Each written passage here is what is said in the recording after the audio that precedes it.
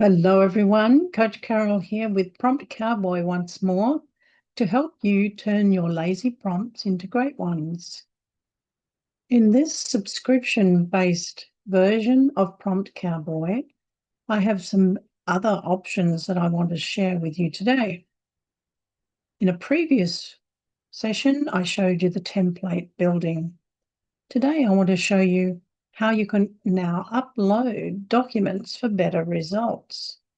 In this case, I've simply uploaded an 1861 census, and I want to be able to get a prompt that will help me interrogate this census effectively. So that's the prompt that I'm going to put in place. And I'm going to use another tool this time that allows me to use voice instead of typing. Clicking into the microphone brings up the pop-up, which you can see is now hearing my voice. And I simply allow while visiting the site. Please create a prompt that will help me to interrogate this 1861 English census.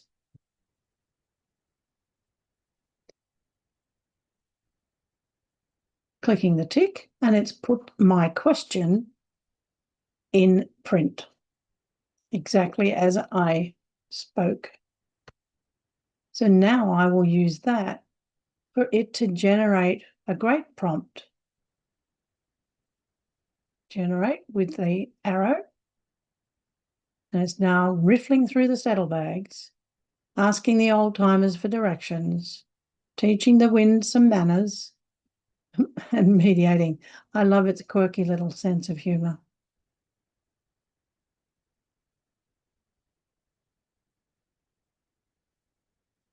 And it's working at lightning speed here, creating a great prompt that will help interrogate this exact 1861 English census page, which is for the census of Hanover Square.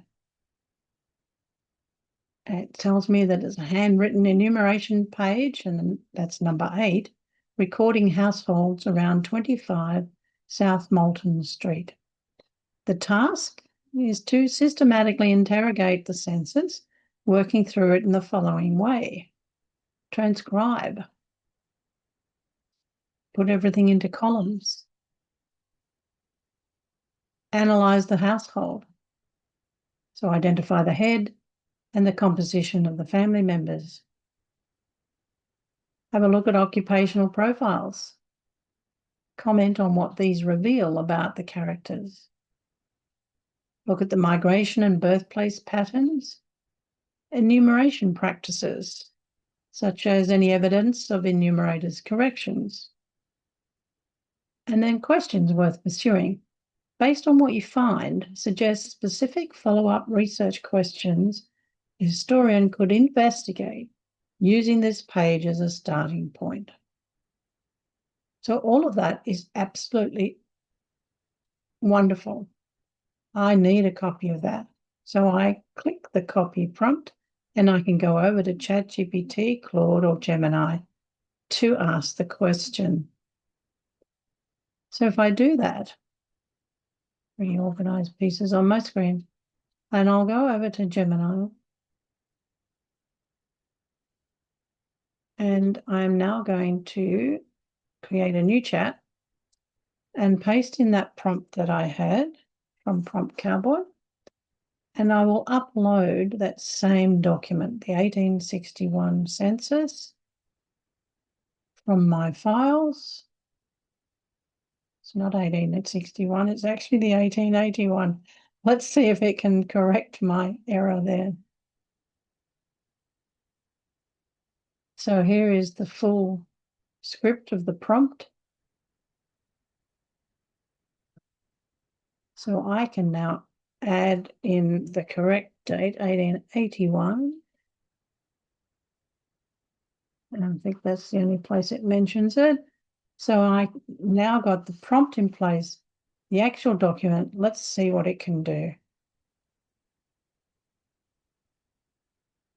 And I'm using the subscription version of Gemini, which is the Pro account. So it's given me a bit of an analysis, always opens up with that sort of synopsis, if you like. And yes, it's picked up on the correction that it should be 1881. And then it's given me a transcription. But it's not just my family now. It's given me the script or the transcription for the entire census. And looking at each of the numbered schedules. So the schedules relate to the households.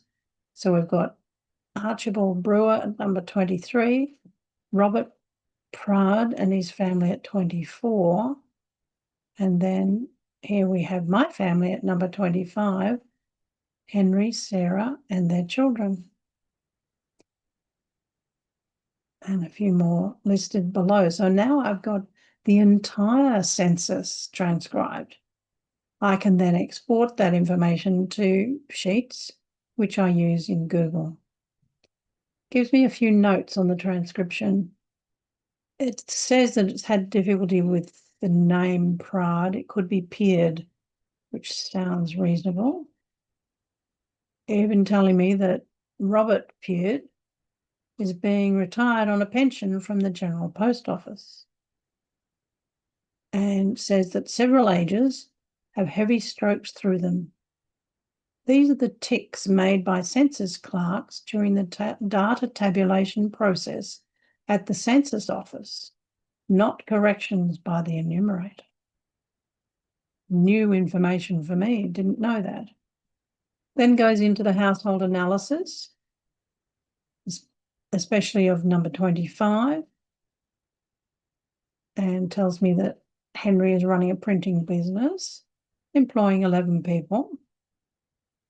And then further down at numbers 24 and 26, they see lodgers and boarders. And this was a typical standard economic model for Mayfair at the time. And then mentions the living in employees. Has a look at the occupational profile. So we've got trades such as saddlers, upholsterers, printers, engravers, and a pianoforte tuner. Service such as house servants and domestic servants. Professionals, teacher of music, clerk, accountant, post office retiree, and fashion, 2 female dressmakers. And it says the presence of an upholsterer and a printer employing staff indicates that this was a working street of some substance. So it's really extracting a lot of detail now and giving me its considered opinion about what we see. Migration and birthplace patterns are listed here. And then a note about enumeration practices. The document shows the standard 1881 tabulation marks. So you can see heavy vertical and diagonal lines through the age and occupation columns, and reiterates that these were added by the GRO office clerks. One anomaly, Schedule 58, it only lists a 3-year-old child, Archibald Brewer, and because it's unlikely a toddler lived alone, he was likely part of a household on the previous page. But the enumerator assigned him a new schedule number or mistakenly split the family across pages. Something else to look into. And then gives me what I asked for, my questions worth pursuing. The whole printing business. Who were the 9 men and 2 boys working for Henry? The German migration. What brought Amelia Peard to London? And the music connection. George and Eliza Shearer live in the same house. Are they siblings or a married couple?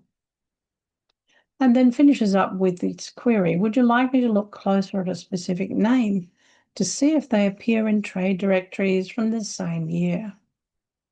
So from that one lazy prompt all the way back in Prompt Cowboy, giving me this extensive and great prompt, I have been able to build several stories and several pieces of research to continue with from that one census. I hope that you have some success in analyzing your records using a similar method. I do recommend Prompt Cowboy, and I'm a big user of Google Gemini for this type of work.